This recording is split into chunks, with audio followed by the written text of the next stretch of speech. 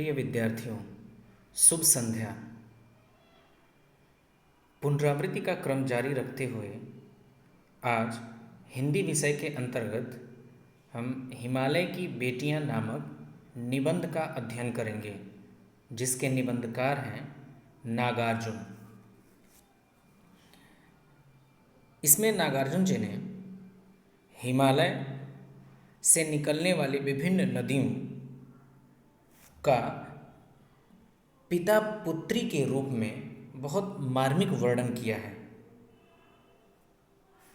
इसमें उन्होंने बताया है कि नदियाँ जब अपने उद्गम क्षेत्र से निकलती हैं तो उनका स्वरूप कैसा होता है, और ज्यों-ज्यों वो आगे बढ़ते जाती हैं तो उनका स्वरूप किस तरह से बदलता जाता है और कैसे वो लोकहित यानी लोक कल्याण का कार्य करते हुए आगे बढ़ती जाती हैं।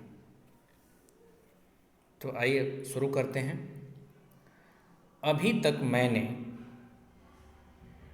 उन्हें दूर से देखा था, बड़ी गंभीर, शांत, अपने आप में खोई हुई लगती थीं। संभ्रांत महिला की भांति वे प्रतीत होती थीं। यहाँ एक शब्द आया है, संभ्रांत महिला। संभ्रांत का अर्थ होता है सभ्य, सुशिक्षित। सभ्य कह सकते हैं या सुशिक्षित, या कहीं कहीं इसका अर्थ ऊंचे कुल की से भी लिया जाता है। ऊंचे कुल की महिला या सभ्य महिला या सुशिक्षित महिला। तो वो नदियाँ किस तरह से दिखती थीं? संभ्रांत यानी सुशिक्षित या सभ्य महिला की भांति दिखती थीं या प्रतीत होती थीं। अगली लाइन, उनके प्रति मेरे दिल में आदर और श्रद्धा के भाव थे।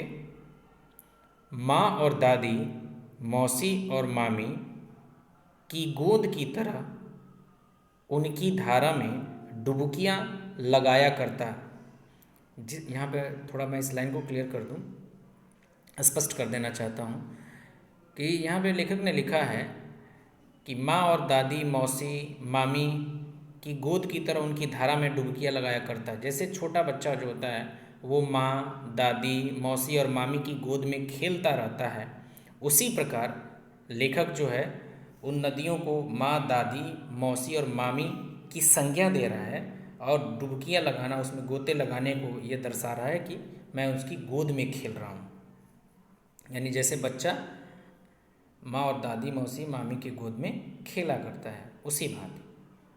अगली लाइन, परंतु इस बार जब मैं हिमालय के कंधे पर चढ़ा तो वे कुछ और रूप में सामने थीं। लेकिन जब निबंधकार या लेखक हिमालय पर्वत पर गया, हिमालय की ऊंचाइयों पर गया, तो लेखक ने इन नदियों को दूसरे रूपों में देखा। अब वो क्या देखता है? मैं हैरान था कि यही दुबली पतली गंगा, यही यमुना, यही सतलुज समतल मैदानों में उतरकर विशाल कैसे हो जाती हैं। अर्थात इनका उद्गम क्षेत्र, लेखक यहाँ इन नदियों के उद्गम क्षेत्र को बता रहा है कि कैसे वहाँ बहुत ही पतली दुबली सी ये गंगा नदी दिखती है, जैसे गंगा गंगोत्री से निकली हुई है, यमुना यमुनोत्री से निकली हुई है। यानी जो इनका उद्गम क्षेत्र है वहाँ ये बहुत ही संकरी होती हैं, बहुत ही पतली होती हैं, और जो जो ये समतल मैदानों की तरफ आगे बढ़ती जाती हैं इनका आकार बहुत ही बृहद और विशाल होता है, अर्थात ये विराट रूप धारण कर लेती हैं। तो उनके संदर्भ में यहाँ पर लेखक ने लिखा है। आगे देखिए, इनका उछलना और कूदना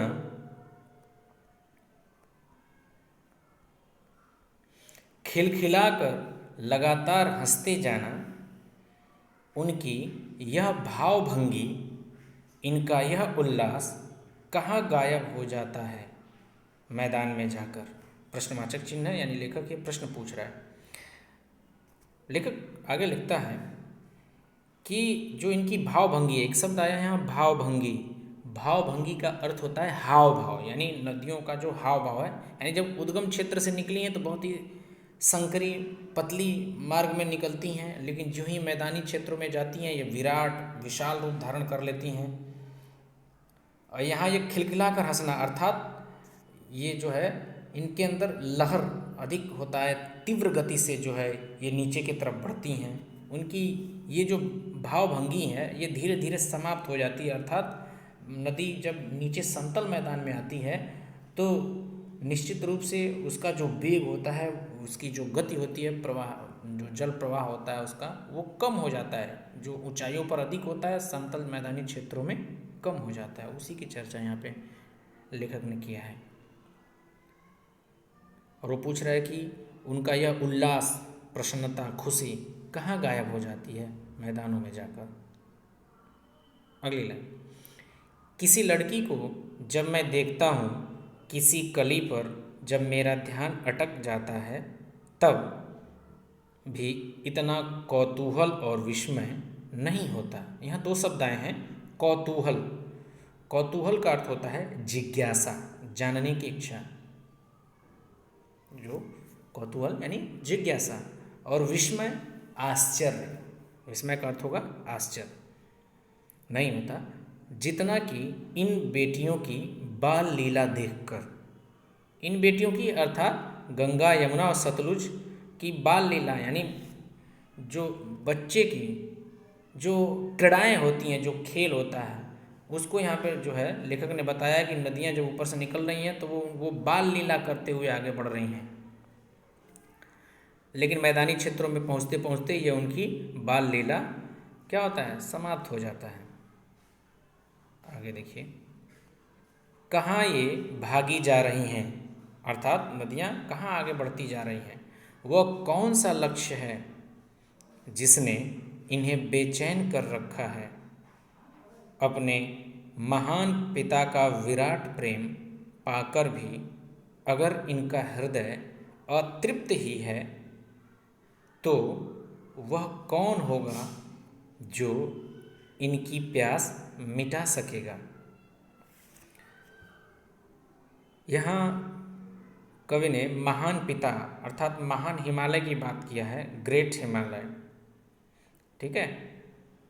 विराट प्रेम, विराट का मतलब होता है विशाल, यानी अपने पिता का विशाल प्रेम, इतना अधिक प्रेम पाकर भी ये क्यों अपने पिता से दूर होती जा रही हैं, आगे क्यों बढ़ती जा रही हैं। अर्थात इनकी प्यास, इनकी इच्छा क्या है जो अपने पिता के प्रेम को छोड़कर और आगे बढ़ती जा रही हैं।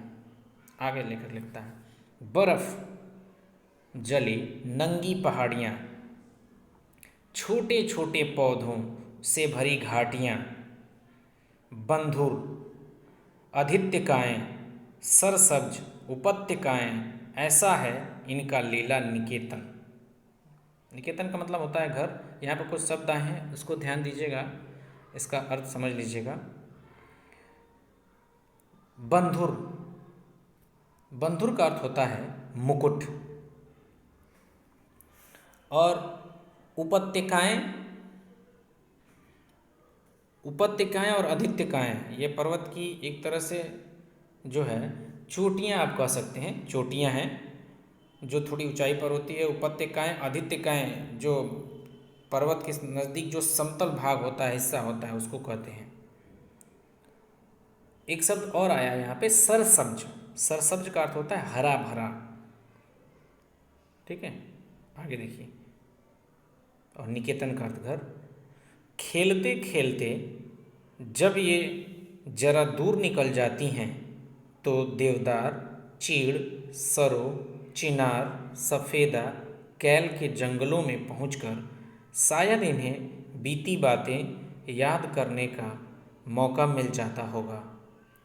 कौन जाने बुढ़ा हिमालय, हिमालय को यहाँ पे वृद्ध कह रहा है कवि, लेखक, अपनी इन नटखट बेटियों के लिए कितना सिर धुनता होगा। बड़ी बड़ी चोटियों से जाकर पूछिए तो उत्तर में विराट मौन के सिवाय उनके पास और रखा ही क्या है। तो यहाँ लेखक ने ये बताया है कि किस तरह से नदियाँ अपने उद्गम क्षेत्र अर्थात विशाल हिमालय से जो है निकल कर आगे मैदानी क्षेत्रों में बढ़ती जा रही हैं, और क्यों वो आगे जा रही हैं इसके बारे में भी आगे चर्चा है। फ़िलहाल इन 2 पैराग्राफ को ही आप अच्छे तरीके से समझिए, और जो भी वर्ड मीनिंग मैंने बताया है, शब्द अर्थ जो मैंने बताया है, उस पर भी थोड़ा सा ध्यान दीजिएगा। अगर नहीं समझ में आ रहा है तो आप जो है व्हाट्सएप करके या कॉल करके आप पूछ सकते हैं। अभी के लिए इतना ही। धन्यवाद।